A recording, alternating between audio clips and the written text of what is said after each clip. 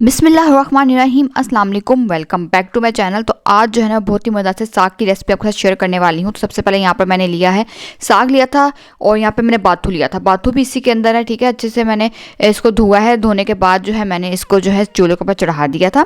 अब जो इसका शामिल करूँ यहाँ पर मैं ये प्याज, साथ में मेरे पास टमाटर है, हरी मिर्चें हैं और मैं लहसुन भी इसमें डालूंगी। आप यहाँ पर जो है ना हरा प्याज और हरी जो लहसन होता है ना, हरा लहसन, उसका भी इस्तेमाल कर सकते हैं। तो यहाँ पर मैंने नॉर्मल जो प्याज होता है लहसुन उसका इस्तेमाल किया है यहाँ पर, और साथ ही में इसको मैंने चूल्हे के ऊपर रख दिया पकने के लिए। साथ में हरी मिर्चें 3 मैंने ये शामिल किया। आप जितने स्पाइस खाते हैं तो हिसाब से आप हरी मिर्चें डाल दें, ठीक है। ये वैसे काफ़ी स्पाइसी हरी मिर्चें, इसलिए मैंने ज़्यादा नहीं डाली इसके अंदर। उसके बाद जो है यहाँ पर इसके अंदर मैं शामिल कर दूँगी नमक, और नमक डालकर जो है ना मैं इसको पकने के लिए रख दूँगी। अब जो है ना ये आस्ता से पकेगा, क्योंकि अभी काफ़ी सारा आप देख रहे हैं साग जो है ना पूरी पतीली जो है ना इस तरह से भरी हुई है। उसके बाद खुद ही पकने के बाद ये देखिए कितना नीचे हो गया ये अब, और अच्छे से टमाटर प्याज सब कुछ गल गया, साग भी गल गया था। उसका जितना पानी था ना, थोड़ा बहुत पानी रह गया था, बाकी तो पानी सारा इसका ड्राई हो ही गया था, ठीक है। अब जो है मैं क्या करूँगी, अब इस साग को अच्छे से मैं ब्लेंड कर लूँगी। मैं इसको हैंड ब्लेंड की मदद से मैंने इसको ब्लेंड करना है, ठीक है, अच्छे से, ताकि साग अच्छे से बिल्कुल ब्लेंड हो जाए। और यहाँ पर अच्छे से ब्लेंड हो जाएगा। ये देखिए कितने अच्छे से ये ब्लेंड कर लिया था मैंने इस साग को यहाँ पर। अब जो है ना यहाँ पर जितना भी अब इसका जायज़ पता है इसको अच्छे से भूनेंगे हम साग को, ताकि साग का जितना भी मॉइस्चर वगैरह है ना यहाँ पर साग का वो जो है ना वो यहाँ पर ड्राई हो जाए। तो चलें अब इसको जो है ना मैं दूसरी पतीली में यहाँ पर मैं शिफ्ट कर दूँगी इसको, और अब जो है यहाँ पर अच्छे से इसको मैं भूनूँगी। और भूनने के लिए यहाँ पर जो है ना आपकी मर्ज़ी आप किसका इस्तेमाल कर रहे हैं। मैं यहाँ पर मकई के आटे का इस्तेमाल कर रही हूँ, आप चाहें तो बेसन का भी इस्तेमाल कर सकते हैं, ठीक है। कोई भी जो दोनों में से यूज़ कर लें। तो यहाँ पे मैंने मकई का आटा लिया है, वो मैं डालूंगी। तो इसका सबसे पहले मैंने ना यहाँ पर 1 टेबलस्पून के जितना भर के मैंने इसके अंदर मकई के आटे का जो है ना वो इस्तेमाल किया था। एकदम सारा आटा नहीं डालेंगे, ठीक है, जितना ज़रूरत होगी ना थोड़ा थोड़ा करके डालते जाएंगे। तो अच्छे से यहाँ पर मैं इसको मिक्स कर लूँगी, ताकि आटे की जो गुलटियाँ वगैरह बन जाती है ना वो ना बने। तो उसके तरीके से अच्छे से मिक्स कर लेंगे, ताकि सारा आटा जो है ना अच्छे से इसके अंदर मिक्स हो जाए। उसके बाद अच्छे से जब ये मिक्स हो जाएगा ना, तो मिक्स करने के बाद यहाँ पर मैं इसको भूनूंगी, ठीक है। एक एक चम्मच मैंने डालती जाऊंगी और उसको मैं भूनती जाऊंगी। यहाँ पर ये देखिए इस तरह से मैं इसको भून रही हूँ, ताकि जो है ना इस पानी जो है जितना भी साग का जो मॉइस्चर वगैरह वो ड्राई होता जाए। उसके बाद मुझे ज़रूरत पड़ेगी तो मैं मज़ीद इसके अंदर डालूंगी। यहाँ पर ये देखें 1 चम्मच मैंने मज़ीद इसके अंदर भर के आटे का जो है ना वो शामिल कर दिया है। और अब इसको अच्छे से फिर मैं मिक्स कर लूँगी यहाँ पर। और मिक्स करने के बाद जो है ना अच्छे से उसके बाद फिर इसको मैं भूनूंगी। मैं तकरीबन इसको भून रही थी 2 से 3 मिनट तक, मैं इसको जो है ना वो अच्छे से भूनती जा रही थी, ठीक है।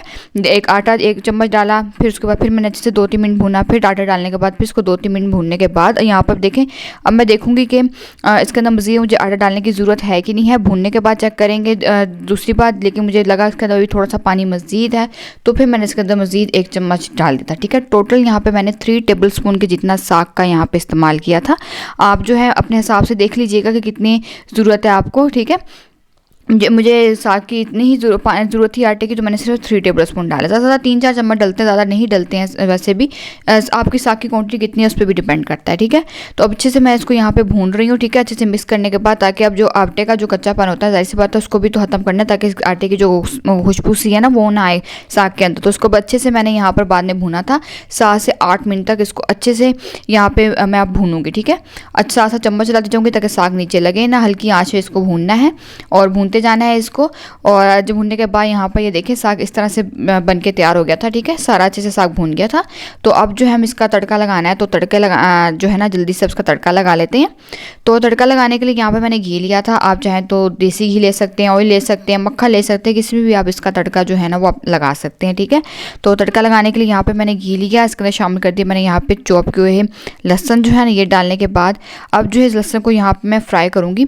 यहाँ पर पहले लहसुन को यहाँ पर मैं करूँगी लाइट गोल्डन, ठीक है। बाकी चीज़ें भी इसके शामिल करनी है। तो लहसुन को यहाँ पे मैं लाइट गोल्डन कर लूँगी। जब जैसे लहसुन का कलर लाइट गोल्डन हो जाएगा तो यहाँ पे शामिल कर दूँगी, यहाँ पे मैंने अदरक काट के रखी थी वो, और इसके अंदर शामिल कर दूँगी साबुत गोल लाल मिर्चें, ठीक है। उसके बाद जो है यहाँ पर ये फ़ौरन ही जो प्याज कह रही हूँ सॉरी, लहसुन और ये अदरक जब ब्राउन हो जाएंगी ना, तो उसके फ़ौरन इसका मैं चूल्हा यहाँ पे बंद कर दूँगी। और अब इस तड़के को डाल देंगे हम यहाँ पर साग के अंदर। ये देखें यहाँ पर तड़का जा रहा है साग में, तो कितना मज़ेदार सा माशाल्लाह तड़का बन के तैयार हुआ है इसका। अब जो है यहाँ पर इसको मैं अच्छे से मिक्स कर लूँगी, ताकि जो है ये जो तड़का है ये जितना घी है ये साग के अंदर अच्छे से आपस में मिक्स हो जाए। मिक्स करने के बाद अब मैं यहाँ पर इसको आपको सर्व करके जो है ना वो दिखाती हूँ। ये देखें यहाँ पर ये बन चुका है मज़ेदार सा साग। आप इसको रोटी के साथ खाएँ, पराठे के साथ खाएँ, चावल के साथ खाएं, बहुत मज़ा लगता है उबले हुए चावल के साथ ये साग जो है। ठीक है, इसके पराठे बना के भी खा सकते हैं, पराठे भी बहुत मज़े के लगते हैं। तो आपको रेसिपी कैसी लगी मुझे ज़रूर बताइएगा। आपको अच्छी लगती है तो मेरी वीडियो को ज़रूर लाइक कर दीजिएगा, साथ में चैनल को सब्सक्राइब भी कर दीजिएगा। आपको ब्लैक आइकन प्रेस कर देना है ताकि जो आपको वीडियो की नोटिफिकेशन मिल जाया करें। इंशाल्लाह आपसे नेक्स्ट वीडियो में मिलूंगी, तब तक के लिए अल्लाह हाफिज़।